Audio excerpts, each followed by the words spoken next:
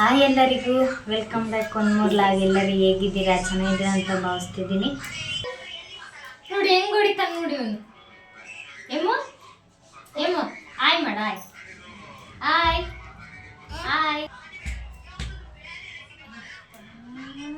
ಹಂಗೆ ಹೊಡಿತಾರ ಅಮ್ಮನ್ನ ಯಾರಾದ್ರು ನೋಡಿ. ಬಚ್ಚಿಕೇನದು ನಾಚಿಕೆ ಆಗೈತಾ? ನಾಚಿಕೆ ಆಗೈತಾ?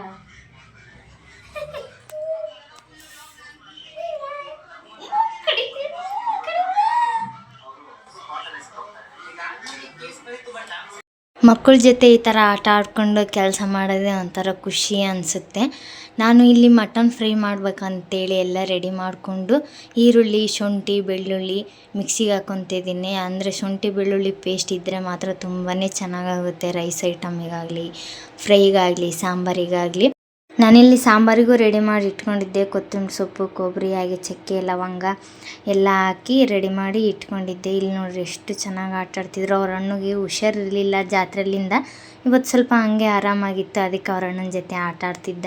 ಇಲ್ಲಿ ಸ್ವಲ್ಪ ಕುಕ್ಕರಲ್ಲಿ ಎಣ್ಣೆ ಹಾಕಿ, ಎಣ್ಣೆ ಬಿಸಿ ಆದ ತಕ್ಷಣ ಹಸಿಮೆಣ್ಸಿನ್ಕಾಯಿ, ಈರುಳ್ಳಿ ಚೆನ್ನಾಗಿ ಹಾಕಿ ಫ್ರೈ ಮಾಡ್ಕೊಬೇಕು. ನಾನು ಅಲ್ಲೇ ಮಿಕ್ಸಿಗೆ ಹಾಕಿ ಇಟ್ಕೊಂಡಿದ್ದೆ. ಆನಂತರ ಮಟನ್ನು ತೊಳೆದು ಹಾಕಿ ಚೆನ್ನಾಗಿ ಎಣ್ಣೆಯಲ್ಲಿ ಸ್ವಲ್ಪ ಫ್ರೈ ಮಾಡಿಕೊಂಡು ಅದಕ್ಕೇ ಸ್ವಲ್ಪ ಶುಂಠಿ ಬೆಳ್ಳುಳ್ಳಿ ಪೇಸ್ಟ್ ಮಾಡಿ ಇಟ್ಕೊಂಡಿರ್ತೀವಲ್ಲ ಅದನ್ನು ಹಾಕಿ, ಉಪ್ಪು ಹಾಕಿ ಚೆನ್ನಾಗಿ ಎಣ್ಣೆಗೇನೆ ಕುದಿಯೋವರೆಗೂ ಬಿಡಬೇಕು. ಸ್ವಲ್ಪ ನೀರು ಹಾಕಿ ಇನ್ನೇನು ಸಾಂಬಾರಿಗೂ ಇಟ್ಬಿಡೋಣ ಅಂತ ಅದಕ್ಕೆ ಪಾತ್ರೆಯಲ್ಲಿ ಈ ಕಡೆ ಅರಿಶಿನ, ಉಳ್ಳಾಗಡ್ಡಿದು ಅದನ್ನು ಪೇಸ್ಟ್ ಮಾಡಿದ್ನಲ್ಲ ಅದನ್ನು ಹಾಕಿ ಕುಸ್ತಾ ಇದ್ದೆ. ವಿಜಲ್ಲು ಒಂದು 3 ವಿಜಲ್ ಓಡಿಸ್ಬೇಕು ಫ್ರೈಗೆ. ಫಸ್ಟ್ ಅರಿಶಿನ, ಉಳ್ಳಾಗಡ್ಡಿದು ನಾವು ಹಾಕಿರ್ತೀವಲ್ಲ ಪೇಸ್ಟು ಅದನ್ನಷ್ಟೇ ಹಾಕಿ ಚೆನ್ನಾಗಿ ವಿಜಲ್ ಹೊಡಿಸಿ ಆನಂತರ ಸ್ವಲ್ಪ ಹೊತ್ತು ಬಿಟ್ಟು ನಾವು ತೆಗೆದು ಅದಕ್ಕೆ ಸ್ವಲ್ಪ ತೇಜು ಮಟನ್ ಮಸಾಲ ಯೂಸ್ ಮಾಡ್ತೀನಿ ನಾನು. ತುಂಬಾ ಚೆನ್ನಾಗಿರುತ್ತಂತ ಅದನ್ನೇ ಯೂಸ್ ಮಾಡೋದು ನಾನು. ಒಂದು ಪ್ಯಾಕೆಟ್ ಹಾಕ್ತೀನಿ ನಾನು, 10 ರೂಪಾಯಿ ಪ್ಯಾಕೆಟ್. ನೋಡಿರಿ ಎಷ್ಟು ಚೆನ್ನಾಗಿದೆ. ಅದು ಮಸಾಲ ಹಾಕ್ಬಿಟ್ರೆ ಸಾಕು, ತುಂಬಾ ಟೇಸ್ಟ್ ಇರುತ್ತೆ. ಏನು ಹಾಕೋದೇ ಬೇಡ ಅದಕ್ಕೆ. ನಾನು ಇರಲಿ ಸ್ವಲ್ಪ ಅಂಥೇಳಿ ಇದಕ್ಕೇ ಸ್ವಲ್ಪ ಖಾರದ ಪುಡಿ, ನಂತರ ಧನಿಯಾ ಪುಡಿ ಎಲ್ಲ ಸ್ವಲ್ಪ ಹಾಕ್ತೀನಿ. ಮನೆಗೆ ಮಾಡಿರೋ ಧನಿಯಾ ಪುಡಿ, ಖಾರದ ಪುಡಿ. ಆನಂತರ ನಾನು ಮಿಕ್ಸಿಗೆ ಹಾಕಿ ಇಟ್ಕೊಂಡಿದ್ನಲ್ಲ ಕೊಬ್ಬರಿ, ಚಕ್ಕೆ, ಲವಂಗ ಸ್ವಲ್ಪ ಹಾಕ್ತೀನಿ. ಕೊತ್ತಂಬರಿ ಸೊಪ್ಪು ಹಾಕಿ ಮಿಕ್ಸಿ ಮಾಡಿ ಇಟ್ಕೊಂಡಿದ್ನಲ್ಲ ಅದನ್ನು ಸ್ವಲ್ಪ ಹಾಕಿ ಚೆನ್ನಾಗಿ ಫ್ರೈ ಮಾಡಿಕೊಂಡು ಆನಂತರ ಸ್ವಲ್ಪ ನೀರು ಹಾಕಿ ಒಂದು 4 ವಿಜಲ್ ಹೊಡಿಸ್ತೀನಿ.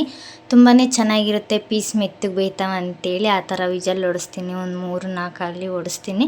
ನಾನು ಯಾವಾಗಲೇ ಮಟನ್ ಫ್ರೈ ಮಾಡಿದರೂ ಇದೇ ಥರನೇ ಮಾಡೋದು. ತುಂಬಾ ಚೆನ್ನಾಗಾಗುತ್ತೆ.